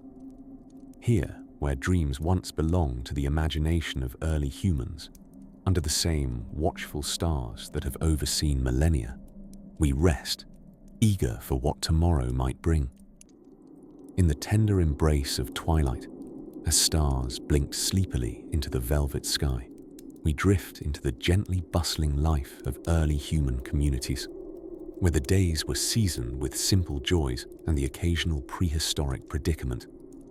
Picture, if you will, a cozy clearing by a murmuring brook, where bands of humans once gathered, each home carefully appointed with state-of-the-art stones and fashionable, loose-fitting tunics made from the finest animal hides.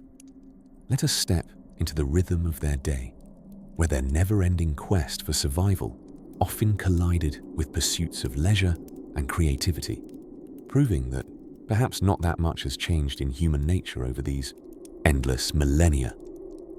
On this particular day, our ancestors, with their slightly disheveled morning hair and an array of yawns that could rival any modern meeting, begin with what we would call a community breakfast, a term they likely wouldn't understand but might appreciate if described through a series of expressive grunts and gestures. Breakfast, not exactly the feast of bacon and eggs we know today, was a hearty blend of root vegetables, berries, and the occasional surprise of small game, caught using methods that ranged from the ingeniously clever to the moderately absurd. Picture an early human poised behind a tiny bush, as stealthy as a rock in the open field, hoping to snatch a rabbit that frankly had bigger plans. With breakfast settled and energy renewed, the business of the community beckoned. Days were spent crafting tools as intricate as they were vaguely mishandled, refining skills that would eventually lead to technological marvels like spears and, with an intense leap into the creative, the bow and arrow. These were formative times for human ingenuity. Tools that were not just functional, but reflected the personal flair of their makers, often resulting in objects of dubious practicality but great sentimental value. Navigating these tool-making escapades were the equally engaging attempts at art. With boundless imagination, our Mesolithic Picassos turned cave walls into epic sagas, casting their exploits in the regal glow of torchlight. To outsiders, these artworks might look like a chaotic smattering of handprints and an overindulgence of ochre, but to those who created them, these were tales of bravery, the world's earliest graphic novels, read only by those with the wisdom to lean in and squint the right way. The day wouldn't be complete without a dose of social camaraderie. Evenings in early human communities were abuzz with gatherings that resembled a mix between a council meeting and an open mic night at the comedy club. Around the crackling campfire, stories unfolded, laughter echoed, and jesters were born. Their humor might be lost on us today, given it largely revolved around the unpredictability of weather and the fine art of mimicry. But it was the kind of humor that held communities together through the dark, cold nights. As the sun began to bid farewell, these earnest gatherings would often blend seamlessly into moments of stillness, a collective meditation, or simply a mouse in awe at the starlit canopy above. This cosmic wonder was not just an entertaining backdrop, but a faithful friend inspiring contemplation on the mysteries of life, and perhaps even the first unassuming stargazers to wonder quite practically where the stars go when the sun returned. And so, as firelight flickered against stone and shadows danced in seamless harmony, our ancestors found their way to sleep, cradled by the orchestral hum of the night itself, a routine both simple and complex, effortlessly weaving dreams with reality. As you drift along with thoughts of those timeless evenings under ancient skies, let the comfort of knowing our kin too sought peace and joy in the starry dark guide you into your own dreams. Ahead, we venture deeper into this world of yore, where another aspect of early human life awaits, promising tales woven with warmth and whimsy to carry you further towards the land of sleep. As the sun dipped below the horizon, casting its golden farewell across the endless plains, our early human family settled into something of a prehistoric hobby hour. You see, when you've spent the entire day avoiding predators larger than barrels and gathering berries with names so peculiar they'd make any Anglo-Saxon blush, you deserve a little downtime. Picture, if you will, a scene around the communal fire. Flames flicker, casting playful shadows on the cool earth, while our ancient protagonists unwind from a hard day's work of, well, surviving. Here lies the secret to our ancestors. Entertainment. No cable package, no Wi-Fi, just good old-fashioned storytelling, music, and the occasional game of guess what this bone was for. Tonight, the band of humans, nimble fingers stained from berry picking, gathered in a circle. Nudging the heap of twigs they designated as instruments into the fire's edge, they commenced their nightly ritual of joyous cacophony. Yes, Those twigs were their prehistoric marimbas, and a hollowed-out log their bongo drum, played by the least suspiciously musical among them, Grug. A fine fellow, Grug. He had a real knack for drumming, swinging his hands with such enthusiasm that you could almost ignore the lack of rhythm. You might wonder how the concept of leisure evolved amidst survival. The truth is, living in prehistoric times may have been a matter of fight or flight, but humans have always had this delightful habit of stopping to smell the metaphorical roses, or, in this case, the past. Their prime flora, they absolutely thought, were roses. As they hummed and hooted in an artful imitation of the local fauna, the village's elder, known affectionately as the wise one with the beard that refused to quit, would proceed to narrate tales. His stories often featured heroic mastodon chases and praiseworthy acts of avoiding getting squashed by rolling boulders. These tales weren't merely for entertainment, but were laced with valuable lessons, often ending with a flourish. And that's why you never poke a sleeping bear with a stick. Ah, the classic. And can you imagine the wagers they placed on races? Athletes without sneakers, darting across landscapes, pushing the boundaries of speed without any regard for advanced biomechanical techniques. The winner usually received the most coveted prize of all, the tastiest piece of burnt stick, albeit with the slightly crunchy texture of dirt. Games, as simple as they seem, included activities such as hide and seek, albeit with much higher stakes than you'd find on a modern playground. After all, failing to hide from a saber-toothed tiger was less of a "you're it" moment and more of a better luck in the afterlife sort of predicament. Let us not forget the culinary adventures, when an abundance of root vegetables sat unclaimed. Some brave forerunner of modern cuisine would dash them with the day's catch of spices, or more accurately, lots of salt rocks. Early humans were pioneers of experimentation, testing the boundaries and their digestion by concocting odd brews over the fire. In the evening's calm, the sleepy young ones drifted off to dreams filled with chasing birds and unearthing mammoth-like mysteries. The adults, their laughter mingling with the crackling embers, continued spinning stories both fantastic and incredulous. Each tale was spun with a touch of embellishment, because even then, a little creative license went a long way in keeping narratives juicy. And so, they passed the tranquil hours of twilight, unaware they were setting the stage for millennia of human creativity. Who knew their fire-lit gatherings, so simple and insignificant in appearance, seeded the complex web of modern cultural pursuits we enjoy today? As the evening wore into night, the group, one by one, succumbed to the gentle lull of the nocturnal chorus, a symphony of crickets and the soft hoot of distant owls. Above, the stars blinked lazily down, reminding the villagers of the mystery and wonder present in every corner of their simple world. And so, as the embers smoldered and eyelids drooped, they rested. Under the watchful glow of the pale moon, they unknowingly prepared for yet another thrilling chapter in the ongoing odyssey of human existence. As we drift further along through the pages of time, let us saunter graciously into the realm of ancient scripture and good old storytelling. Picture a scene about 5,000 years ago in Mesopotamia, where it appears that humans were not only surviving and thriving, but also, somewhat unexpectedly, inventing one of history's most beloved inventions, the written word. Yes, as astonishing as it might seem, early humans busied themselves with scratching symbols on clay tablets, a pastime that would later be known as early forms of text messaging. In a world absent of memes and emojis, the innovative Sumerians took it upon themselves to carve out their thoughts, lists, and tales using a curious system known as cuneiform. Now, you might think these tablets contained profound existential musings or detailed astronomical calculations. Well, not exactly.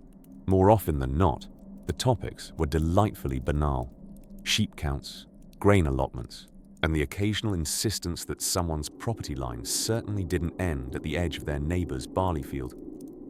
But don't let that diminish the accomplishment. Instead, think of these humble beginnings as a delightful prelude to the literary giants they would inspire millennia later. It's a bit like finding out that the world's most renowned chef started by making a truly memorable bowl of cereal. Life in ancient Mesopotamia wasn't all about record-keeping, though. Between their meticulous inventory tracking, people indulged in myth-making.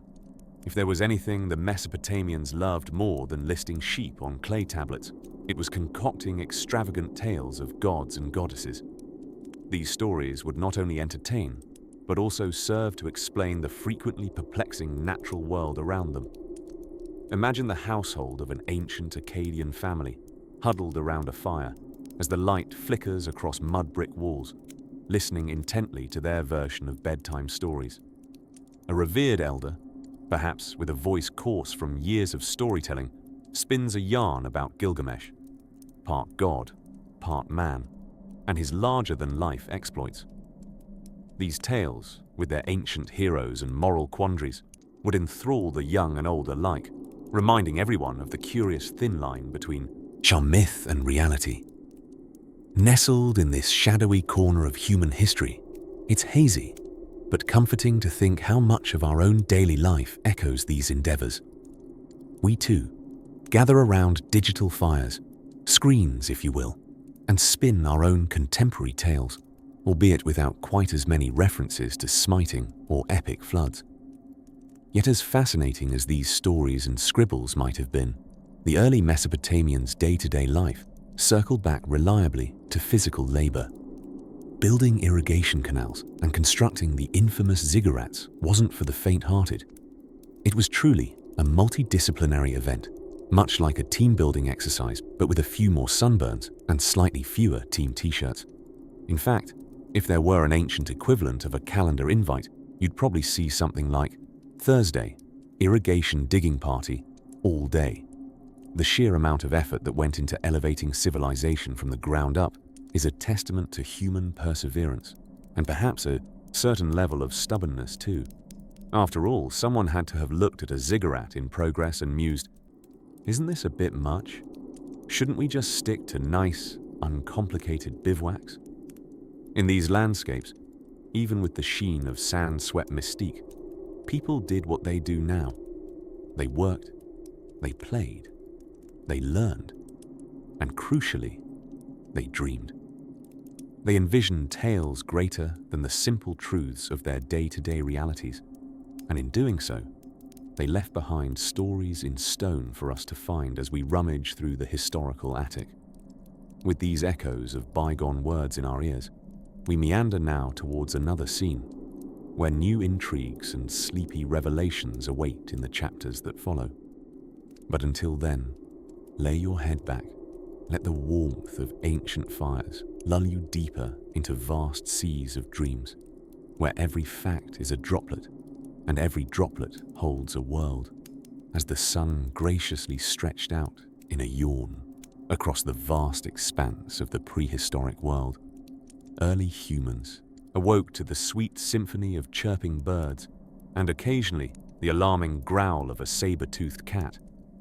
Their day, rife with the grand adventure of survival and a sprinkle of comedic improvisation, was about to unfold.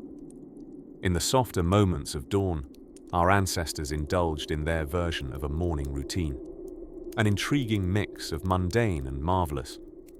Much like us, they had their specific way of welcoming the morning, with a magnificent stretch and perhaps the world's first version of a workout session. Imagine the ultimate CrossFit regime, where logs were lifted and boulders were rolled, albeit with less Lululemon and more loincloths. Breakfast, if you could call it that, presented a culinary challenge. Thankfully, they didn't have to worry about Bluetooth blenders or Instagram-worthy avocado toasts. Rather, they embraced the thrill of scrounging for nuts, berries, or the surprise of finding leftovers from the previous night's mammoth roast, though this did lead to the occasional disagreement regarding mammoth ownership. Throughout the day, the hustle and bustle of prehistoric life kept our ancestors quite occupied. But it wasn't all hunting and gathering.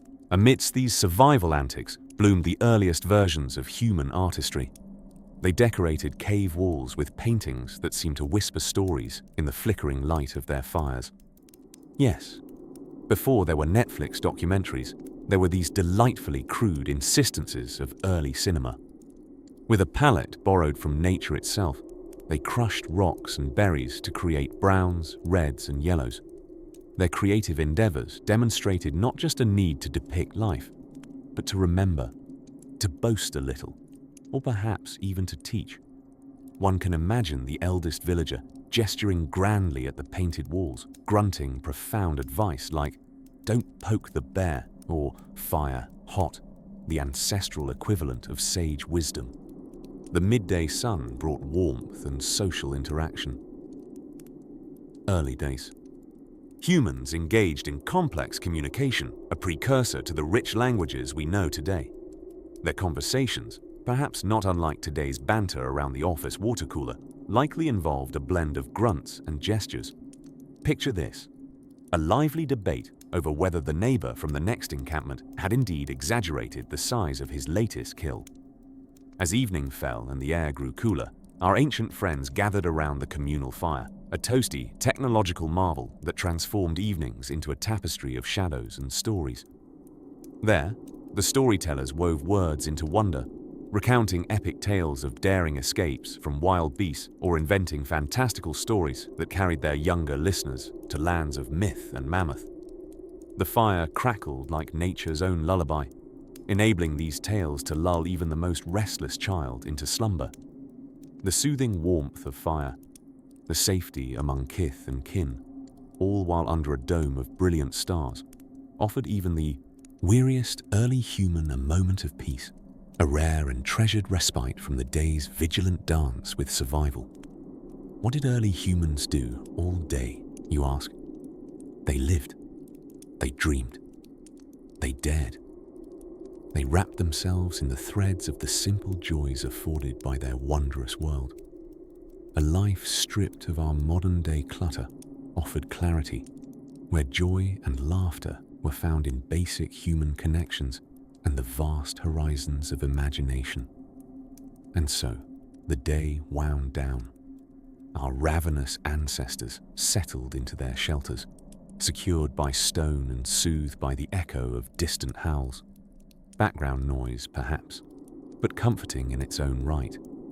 And as their heavy lids finally surrendered to slumber's gracious embrace, they drifted into a serene rest, cradled by hopes as ancient as the stars themselves. Thus signals the closing of the day in this ancient world, but another breathtaking dawn awaits. Drift softly through the currents of sleep, for the mysteries of early human creativity unfurl like a secret whispered by time, guiding us gracefully towards another chapter. Picture yourself ambling through a serene forest long before the sound of honking carriages pierced the silence and tweets were the exclusive domain of the birds. It's a time when humans bathed in the simplicity of the natural world, blissfully unaware of why, what nots and blue screens, and their most burning question was how to cook something without, well, burning it. Early humans were just getting the hang of this tricky business called survival, but contrary to popular belief, they weren't just lolling around banging rocks together. Oh no, their days were a delightful mishmash of art, invention, and maybe a good deal of speculative pondering, and laughing at the neighbor's lopsided mammoth fur tunic.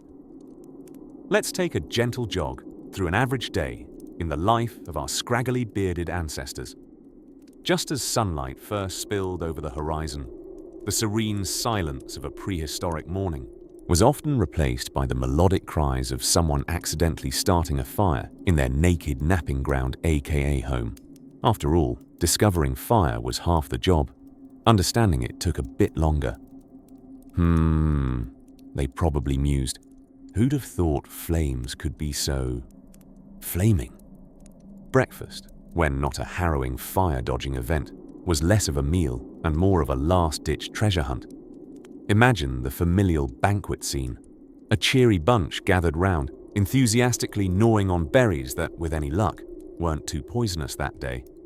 No elaborate oat milk lattes for these folks, just something hearty and safe to kickstart their mammoth-chasing enthusiasm. The backdrop of their day was not unlike the ultimate reality TV show, How to Stay Alive When Everything Wants to Eat You.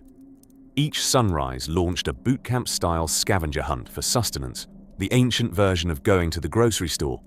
Except missing that slow-moving boar might mean a fashion trend of even looser mammoth hemlines come spring. And while finding food was all well and good, early humans were also developing some groundbreaking technology. Behold the miraculous stick, an indispensable multi-tool, perfect for unearthing roots, flipping stubborn rocks, and occasionally poking your fellow hominids for a cheeky jest. Later, of course, some enterprising soul added a pointy end, thus embossing themselves into the annals of history as the genius behind the world's first spear. After a hard day's work of inventing the future and not getting eaten, our ancestors, just like us, found solace in sitting around and sharing stories. When the sun dipped below the horizon and the first twinkling stars began their watch, it was time to huddle around the fire and regale one another with tales that would, over millennia, form the basis of myth, legend, and that one unsolved mystery about where half the berries seemed to disappear to. These fireside evenings were when creativity truly ignited. Theatrical tales of the one that got away, both the literal deer and the metaphorically aloof sweetheart, danced in the flames' shadows, perhaps sparking an early human's first attempt at stand-up comedy.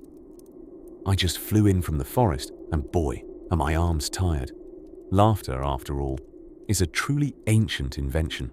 Humankind figured out long before the internet that amidst the regular peril of life's wild game, a good chuckle and a playful punchline was the perfect counterbalance. It's the original coping mechanism, and our ancient comedians were the unsung emissaries of this essential, soothing tradition. As the embers flickered, casting long shadows across the sleeping earth, these early humans would drift into a well-earned rest, dreaming dreams of grander stones and perhaps slightly less singed eyebrows come morning. Beneath the vast expanse of the twinkling night sky, embracing this reverie of resilience and simple joys, sleep descended as the final curtain on a day woven tightly with hope, humor, and one or two sing-song serenades from a nearby bird perched unwittingly upon ancient electric lines. Listening now, you too can find comfort in these soothing rhythms, as the echoes of our ancient predecessors' laughter dance like a lullaby, guiding you seamlessly towards a world of soft dreams where history's secrets whisper you onward to the chapters to come. As the sun stretched and yawned its way across the prehistoric horizon, early humans began their days with the unassuming elegance of creatures entirely unaware of the mysteries their lives would one day unravel. They didn't rush off to Zoom meetings or frantically check morning emails because the idea of a calendar was as alien to them as GPS is to, well, anyone over 75 today. Instead, they embarked on their day-to-day activities with a charming spontaneity that must have infused their lives with a uniquely dreamy quality. Our friends of yore, the illustrious early humans, started their day not with caffeine, but with a gentle stretch and a quiet survey of the surroundings. Perhaps a distant relative of the morning workout, minus the unbearable chatter about keto following. This was a world where fashion was dictated not by the pages of a glossy magazine, but by practicality and necessity, where wearing the latest in mammoth hide couture was both functional and, frankly, quite the seasonal statement. Breakfast was a humble affair. There were no trendy smoothie bowls topped with chia seeds. No, their culinary indulgences leaned more toward roots, nuts, and the occasional foraged berry. Perhaps they would come across the elusive bird's egg, which was a treasure more precious than finding a leftover packet of hot sauce in the back of your kitchen drawer. Nutritional abundance was often a game of careful balancing, like a sleepy acrobat on a tightrope, gazing at that lone pine nut with hopeful eyes. The most significant pastime, of course, was to solve the eternal riddle: what shall we eat next? Hunting and gathering weren't just survival skills, they were the prehistoric equivalent of a spontaneous road trip to the nearest farmer's market. The tribe would set out, armed with tools fashioned with the creativity of an artist and the practicality of a Swiss Army knife. There was no artisanal branding of these tools, no vintage handcrafted to passing trendiness nonsense. They were simply called stuff that helps. In these hunting parties, the hunters exhibited the patience of champions, stalking their prey with a quiet calm. Imagine playing a high-stakes game of hide-and-seek, where the winner gets dinner and the loser gets indigestion. Meanwhile, gatherers wandered in a dance-like motion, each step a cha-cha toward discovering that perfect patch of nutritious greens or a particularly generous huckleberry bush. As the mesmerizing day wove itself into evening, the community would gather around a sucker-crackling fire. The sharing of stories, interlaced with the gentle thrum of frog choruses and cicada symphonies, filled the air with a warmth and wonder, not unlike the cozy embrace of your most toothy sweater. Yes, fire, not merely a means to roast gigantic leg steaks, but a social hub, a Neolithic Twitter thread without the trolls. These early evenings were not spent mindlessly scrolling through streams of, dare I say, garbage, but rather enriching the mind with tales spun from memories and imaginations. The wisdom was passed down, and laughter resonated through the caverns without a semblance of emojis. They engaged in the delicate dance of storytelling, where humor and history entwined like tendrils of fragrant smoke, leaving an imprint on both the heart and the memory, perhaps known as getting light in today's vernacular, but with actual eye contact. But brave wanderers of dreamland, as we drift in the echoes of their stories, the whisper of our early relatives carries us gently to the final chapter. With the moon watching over, like a nosy but well-meaning neighbor, we'll slip seamlessly into tomorrow, where another tale awaits to cradle you further into blissful slumber. As our cozy time machine stroll draws to a dreamy close, we approach the eternal twilight of our journey through the lives of early humans. Picture a scene so peaceful and ancient that even the rocks have stories to whisper, if you listen closely enough. Let's pause then on one final memory of the distant past, a moment both mundane and magnificent, woven into the soft tapestry of history. It's a cool, serene evening on the grasslands, and the sun hangs low, casting long shadows that seem to stretch into infinity. The early humans, our industrious ancestors, gather around a flickering fire, its light dancing on their faces, each spark a tiny echo of the stars above. Ah, the fire, humanity's original software update, the invention that would turn a raw lunch into a delightful dinner and a cave's chilly gloom into a warm family room. Picture a group of Homo sapiens huddled together, sharing a meal. The menu is as diverse as their day's foraging was successful. Today's special includes juicy berries, freshly caught fish, served with a side of river grit for extra crunch, and maybe even a roasted locust or two, the paleo hors d'oeuvres of choice for those seeking a protein-packed punch. Conversation crackles as heartily as their campfire. No written script means the stories are spontaneous, embellished over time like a favorite blanket, stitched with patches of imagination. The evening's storytelling headliner, known fondly as Grok the Great, in truth, known fondly as just Grok, but one can dream, recites a tale of the mighty mammoth hunt. Of course, in this telling, the mammoth was surely the size of a mountain and flew through the air until it tripped on its tusks, a detail Grok swears to by the light of the fire, while the audience nods knowingly. Laughter rolls across this ancient setting like a gentle breeze, wrapping snugly around the listeners. Our minds wander to try and piece together if Grok's tale is more legend or laughter. We decide on both. In a brief lull, imaginative gazes direct upward, pondering constellations and the curious twinklings of these mysterious sky diamonds. Perhaps they speculate about great celestial bears or mighty hunters among the stars. Timeless tales shared beneath endless skies, offering early humans both a sense of mystery and an oddly comforting pattern. Yet, in between the puffs of whimsy and wonder, more serious matters are discussed. The wise, or is it wily, elder of the group, let's call them Elder Ever Knowing, sets the agenda for the night's strategy planning. Tomorrow they must strategize, Do they dare venture to the far side of the valley, rumored to be the realm of the woolly rhinoceros, with the temper to match its formidable horn, or opt for the reliable fruiting trees closer to home, whose peace offerings hang temptingly low? Decisions, decisions. This delicate balance of humor and hard choices is life itself. And isn't that the secret, all millennia later, of any good life lived well? As the embers fade, so too does the clamor, falling to whispers interspersed with thoughtful silence, an ancient lullaby, humming softly through drifting plumes of smoke and drowsy murmurs. One by one, the early humans find rest, cocooning in the warmth of pelts, closing their eyes as they dream of hunts, discoveries, laughter, and of another day spent navigating their beautiful, bewildering world. Only the gentle crackle of the fire now punctuates the night air, its glow dimming but its warmth lingering.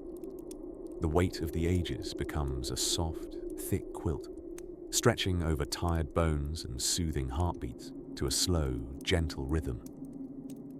It's time to rest, dear listener, for you too have walked alongside these first explorers, shared their stories, and felt the pulse of history beneath your fingertips.